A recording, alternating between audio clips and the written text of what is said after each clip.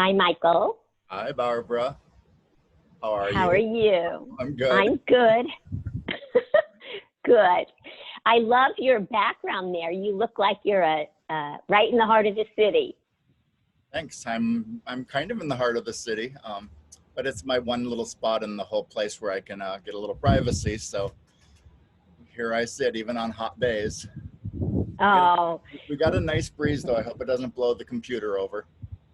oh, well, just grab it if it does, Michael. You're good at working on sets and with props.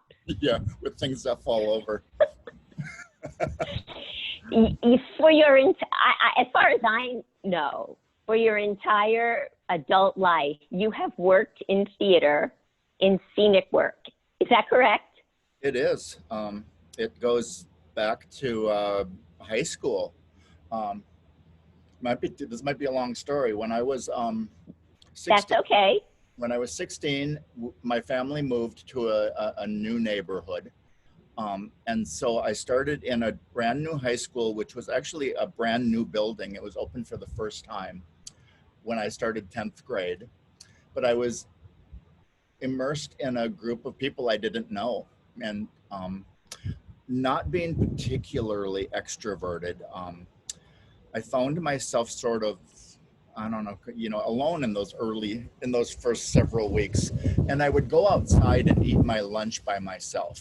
We had a plaza out in front of the building, and I went and sat outside on the benches because I was uncomfortable asking anybody in the lunchroom if I could sit with them. And one day, this young man, who was also in the 10th grade, was standing in front of me, and he looks at me and he says, "Can I have lunch with you?"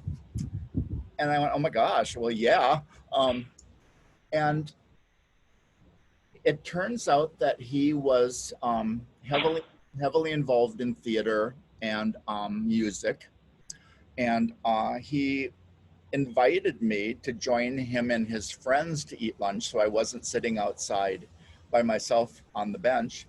And in those first couple weeks there, I had started to learn about, that, okay, these people are cool. I was always afraid of being bullied a little bit because I had a bit of that when I was in middle school. And so, these theater people were very nice, and I embraced them right away in the same way that they did me. And lo and behold, the big musical that the school was going to do for its first show ever was going into auditions, and they hounded me and cajoled me into auditioning, which was mortifying. And I got a very small role. In fact, I'm going to stop you for a minute. What high school and what was the show and what was the role? Because this I know nothing about. Okay, it was Park Center High School. It's up in the northern suburbs of Minneapolis. It sits on the border of Brooklyn Center and Brooklyn Park. The musical was Annie, Get Your Gun, and I got cast as a cowboy. So a member of the Wild Bill Hickok, or whatever he was, rodeo circus show that was part of the backstory of the musical. So I didn't have any lines, but I participated in like the group chorus numbers. And I discovered that in the room beyond the theater, they were building the scenery for the show. And this was all very new and unfamiliar to me, but it was fascinating. And since I didn't have a lot to do in the show, I found myself backstage and much more comfortable being backstage than I was on stage. So at 16 years old, I was already developing what was going to become my career. I stuck with the theater department all through high school. Those became my dear friends. I took a gap year, which actually turned into 2 before I went to college, and gravitated immediately to the theater arts building, where I spent the next 7 years taking every theater course known to man, and avoiding every other course on the college campus that I needed in order to graduate. And when it came time to finally stop going to college, because 7 years was enough, I was just in the right place at the right time. I had gotten an internship at the Guthrie Theater, and the lead scenic artist who was there, and I developed, my focus in college was scene painting. Painting was my sort of my forte. The lead Was this at the U, yeah, University of Minnesota? Okay. and then the lead scenic artist at the Guthrie was going on maternity leave, so I was able to sort of work there while she was on leave. And then it sort of, how did this work? She decided she didn't want to come back. And so they did a search for a new lead scenic artist. She wanted to stay home with her baby. And I was brand new. I'd only worked there for like 6 months, and I wasn't really aware that I probably had the skill set to step right into that role. But for whatever reason, I didn't apply to become the lead scenic artist. So they hired a woman from Denver, and she moved to Minneapolis, and she didn't know anybody when she got here. So she looked at the list of people who'd most recently worked at the Guthrie, and I was the most recent. So she called me and asked me if I'd come help her on shows. And after 3 shows, I had agreed to go do a summer job. That meant I couldn't work at the Guthrie.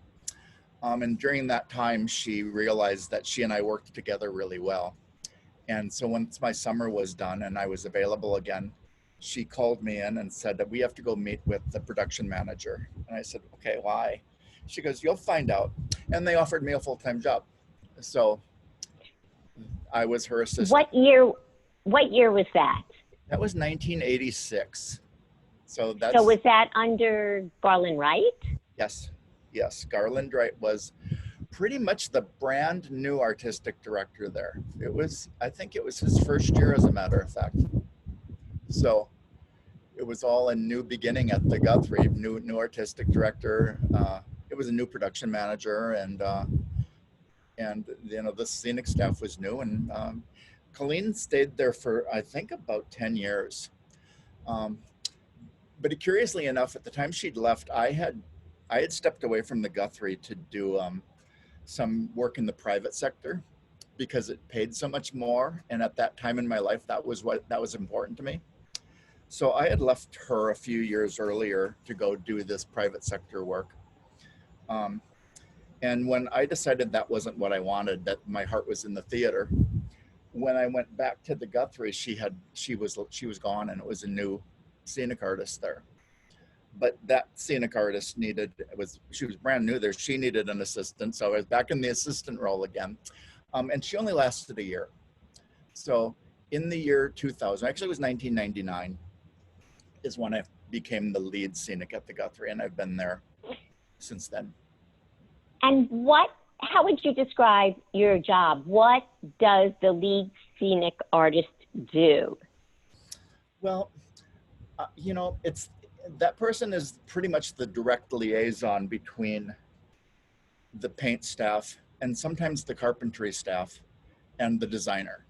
So it's developing a good communication line with the designer, determining exactly what they want the set to look like, and then making that happen for them, so that when they show up at the Guthrie for the first day of tech, there's nothing for them to do, which is hardly ever the case, but that's always the goal. I know you working with you as a designer, although I was well aware of the work you have been doing as a lead scenic artist at the Guthrie. Has your background as a scenic painter influenced your work as a designer, and vice versa? Well, I think so. Because I look at it through that lens when I'm designing what it looks like in its painted or finished form. And I didn't, when I all through college and beyond, I wasn't really sure what I was going to do when I was done, and when I was out in the real world. There was a chance I could have just focused on design. The scenic artist path presented itself in a much more timely manner. And it was fun. It was reliable work. It paid all the bills and then some. And I found that I was still able to do design work on the side. So it's kind of been a lucky break for me that I've been able to work in both areas and satisfy those needs. Sometimes I get myself into a little bit of trouble if I bite off more than I can chew. But well, I know with us at Minnesota Jewish Theater Company, you design and you also paint. I'm glad that you've been accepting some assistance over time. Although originally when you started working with us, you pretty much did it all, which was really incredibly generous of you. Well, and that's an ideal situation, and that's the way I had worked with a lot of theaters over the years. So stepping into that role at the Minnesota Jewish Theater was quite natural for me, but it was also at a time where my health was transitioning. I'd grown older and less capable. I suddenly couldn't lift the same amount of weight I could lift. I had to accept the fact that I wasn't a 20 or 30-year-old anymore. And trying to do the whole thing myself was, for the first time in my life, overwhelming. And I realized I wasn't happy trying to do it because I was exhausted. And that's when you and I kind of talked, because I said, I can't do this. And I know you need somebody who can. And thank goodness for me, you were able to kind of look at it more closely and say, well, maybe we can get this to work out. And it has. That has been a force in our growth. I mean, we just had to do that. And of course, as an organization matures, you want to be able to grow artistically and sensibly and build your capacity. So, I mean, my loving your work and working with you was a real impetus for me to make sure that happened. You've done so many shows with us. It's true. I was thinking back, was the first one, what was the first one? Stars of David. Okay. Do you remember it? Of course I do. It was it was the only show I did with the Minnesota Jewish Theater where you were still in the contract form with the community center, where they were using the space during the day. So we had to build a set that had to come apart and get stored in the back room. And that was when we were transitioning, and I was able to add on a fifth show contract period in the winter, but they didn't want to give it up 100% of the time. So we were only doing it on the weekends, I believe. Is that right? And so we put it up before the show on Saturday, and we took it down Sunday night after the evening performance. And so you really worked with a lot of constraints. Right. And I thought, well, this is tricky. This is an odd play. I thought, I can see how that, we made it work for Stars of David because it was sort of more of a musical review. So the set was a little more stylized and could be sort of components. But I thought certain sets are going to be really hard to take apart every weekend and put back together again. So I was a little worried. And I was very grateful then when the next show came up and we were able to not have to take it apart. So what was that next one? Okay, you've got me. I don't remember either. I'd have to look back. I used to know every show at every time period for years. I think around year 20, I was no longer able to do that. I do know a subsequent show you did where the set was, to me, your sets are always amazing. Tale of the Allergist's Wife. Yes, that was a big interior. And then right after that, in the next slot that season, we did Bad Jews. Another big interior. And I remember saying, okay, I selected them and positioned them that way because both were interiors of apartments. Right. And I knew that we had to buy a new stainless steel refrigerator for Allergist's wife, so we'd use it in Bad Jews. And I remember the director of Bad Jews, Haley Finn, coming and seeing Allergist's wife, and she said to me at intermission, wow, this set is beautiful. We could probably use some of it for Bad Jews. And I said, we are using some of it for Bad Jews. We're using a lot of those kitchen cabinets and appliances. So, but you've done such varied work. Well, thanks. It's been fun. It's not, as you know, because you've listened to me complain more than just a bit about this over the years. It's not the easiest space to work in. For designing scenery, for, actually just for the logistics of getting materials into the building, getting the scenery in. There's no good way. When they built that complex, I don't think they ever imagined, they didn't use their imagination well enough when they configured the theater. Right. There's no loading dock. No, and it's kind of landlocked in the middle of the complex, so you have a long circuitous path to take to get things from the truck to the stage. Right. Yes. So you've worked in theaters very large and small, like ours. Some of the larger houses, the Guthrie, the Oslo in Florida, and then lots of smaller theaters around. Does the size of the theater affect your design for a particular production? Yeah, sort of. Logically, it has to fit within the square footage of the stage.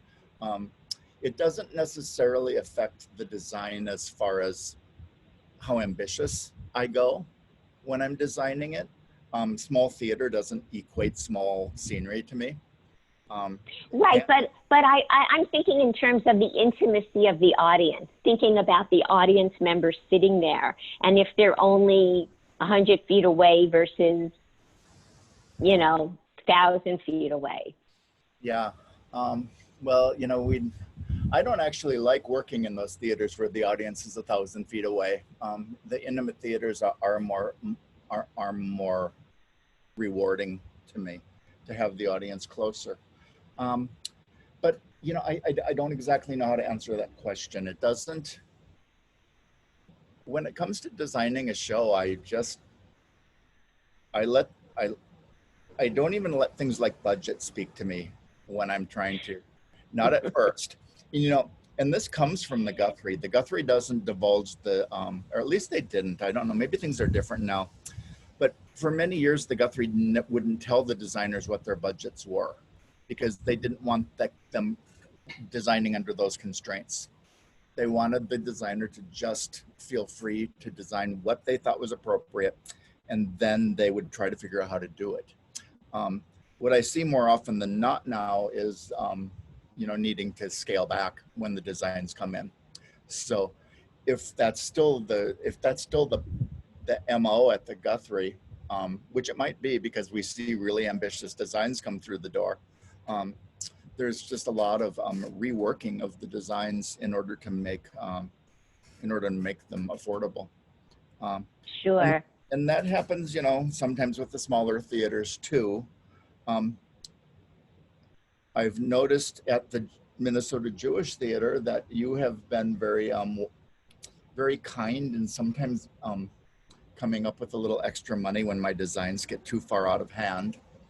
And and I try to wheel and deal myself, saying, well, I'll buy this and then I'll keep it for my own. A lot of them end up buying things I don't really need. I've got like 4 couches right now. So when you design, you just do it with abandon and you just want to do what speaks to you. Is that it? Yeah, I do.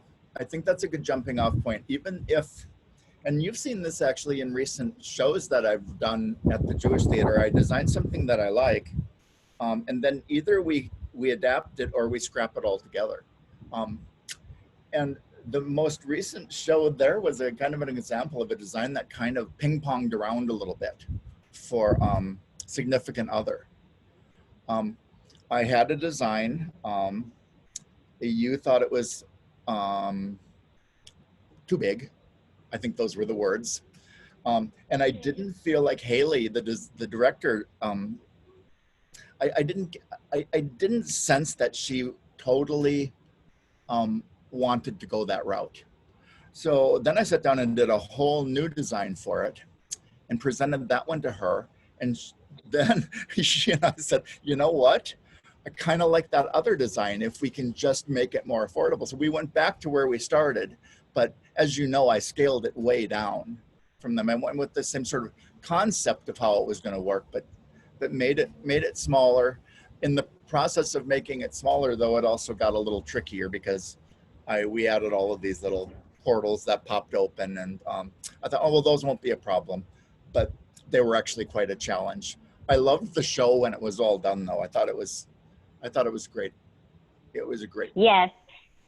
It was so ingenious, and we got such nice comments from audience members. Would you just try and take us through, name some more of the shows you've done?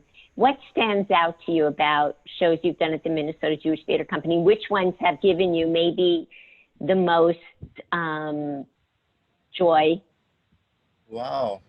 I should have done a little homework and jotted down what I've done there.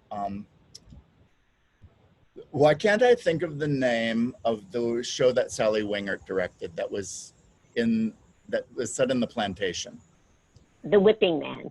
That one. To me, that was very enjoyable because it was new for a lot of us. Sally had never directed before. She was very fun to work with. I think we used the space in a way that we haven't before because the script was something, unlike a lot of what we do. So doing sort of a period piece like that was really fun, and having that big sweep staircase sort of be this sculptural statement piece in the middle of that